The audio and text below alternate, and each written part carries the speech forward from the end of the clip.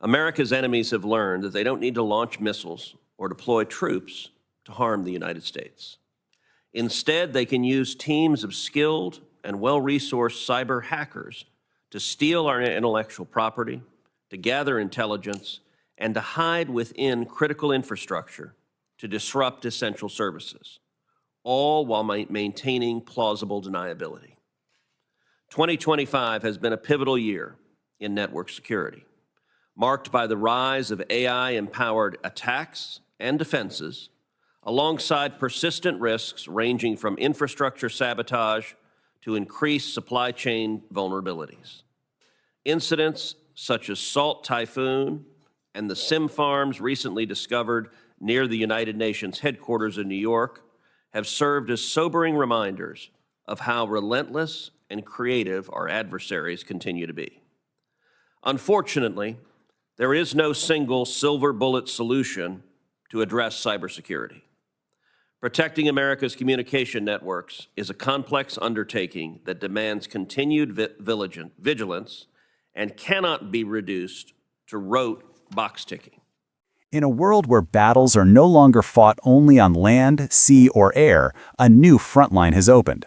America's greatest strength, its innovation, has become its biggest target. Cyber hackers, foreign adversaries, and AI-powered attacks are hitting our networks harder than ever, hiding inside the systems we rely on every single day. Today, we break down how 2025 became a turning point, why our communication networks are under constant siege, and what happens when outdated rules collide with modern threats. If you care about national security, technology, or the future of America's digital shield, you're in the right place. Let's get into it.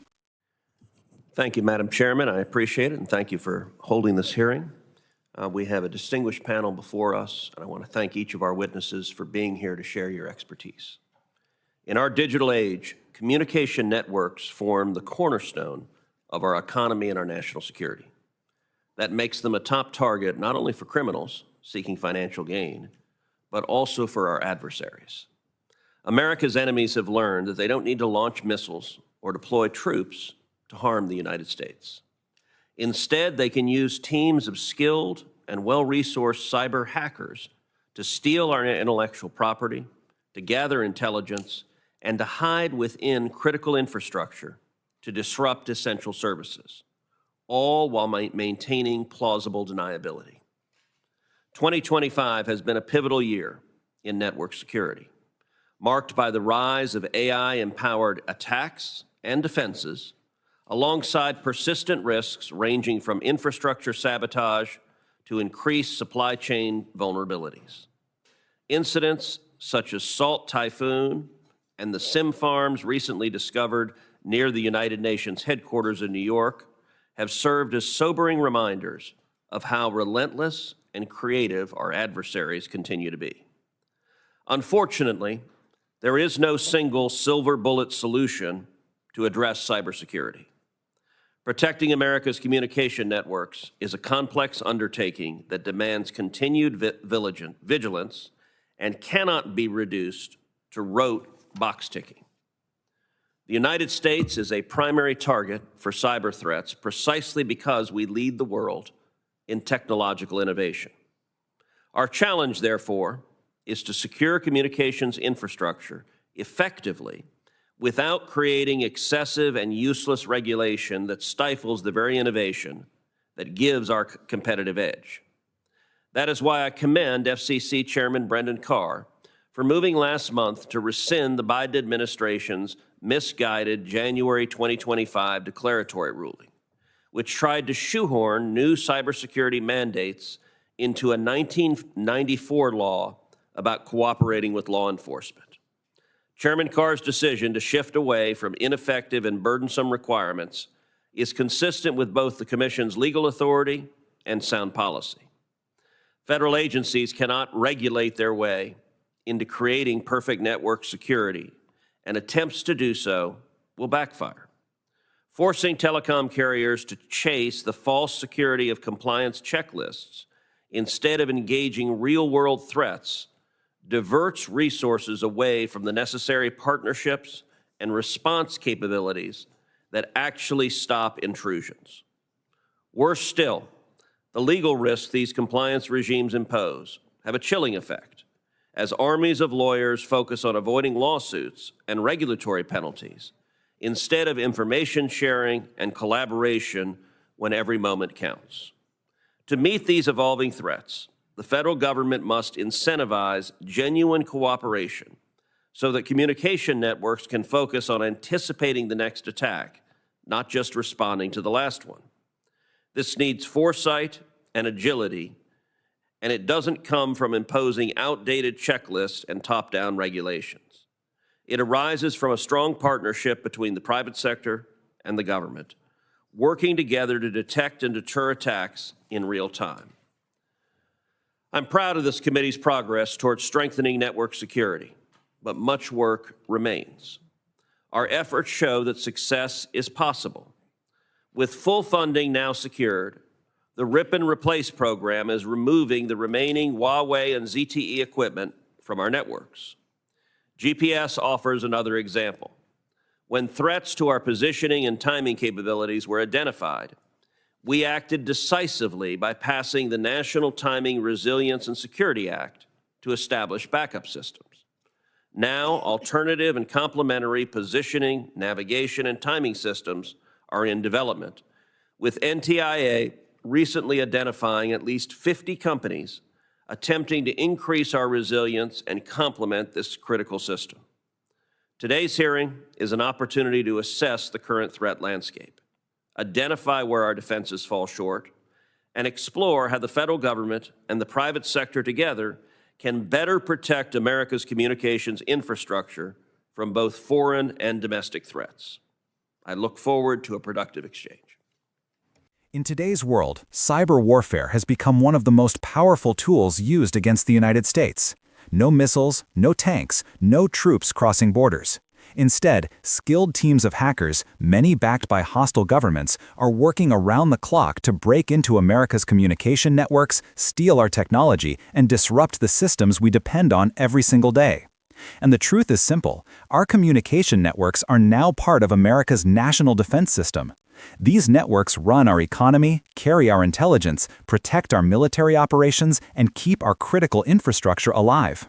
That makes them prime targets, not just for criminals looking for money, but for adversaries who want influence, leverage, and chaos. 2025 has been a turning point in this fight. Why? Because this year revealed just how fast the threat is evolving.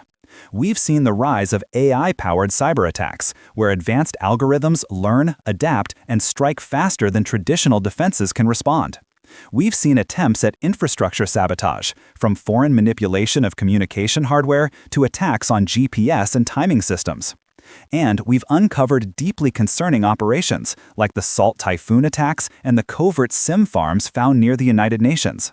Silent reminders that America's enemies are bold, coordinated, and tireless. But here's the challenge. There is no magic tool, no silver bullet, no perfect regulation. Cybersecurity is not a checkbox. It's not a form you file, a box you tick, or a line you add to a policy manual. Real security requires speed, innovation, and cooperation, especially between the private sector and the federal government. That's why one decision stood out this year: FCC Chairman Brendan Carr's move to reverse the Biden administration's January 2025 ruling. That ruling attempted to stretch a 1994 law originally written to guide cooperation with law enforcement into a modern cybersecurity mandate. But the truth is, it didn't fit. It would have created more paperwork, more confusion, and ultimately less security. Because when companies are forced to chase endless compliance checklists, they shift resources away from the real fight: monitoring threats, plugging vulnerabilities, and responding to attacks in real time. And when the legal risks are high, companies become nervous. Instead of sharing information, they start worrying about lawsuits, penalties, and regulatory landmines. That slows everything down when speed is everything. So the goal now is simple: encourage cooperation, not fear. Build agility, not bureaucracy. Let innovators defend networks the way only innovators can. We've already seen this approach work. Congress funded the Rip and Replace program, finally allowing the removal of risky foreign equipment from America's communication systems.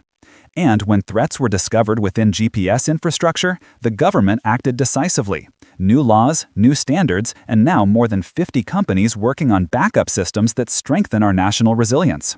This is what cybersecurity success looks like. Quick response, strong partnerships, smart innovation, and a government that supports, not suffocates, its tech leaders. Today's challenge is understanding where we stand right now. Where are the vulnerabilities? Where are adversaries gaining ground? And how can government and industry work together to shut the door before the next attack hits?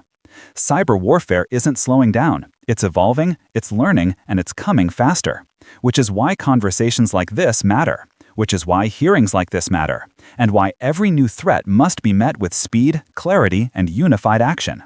Because defending America's communication networks isn't just about protecting our devices. It's about securing our economy, our privacy, our intelligence systems, and ultimately, our national security. In this new digital battlefield, the question is no longer if an attack will come, but whether we're prepared when it does. America's strength has always been innovation.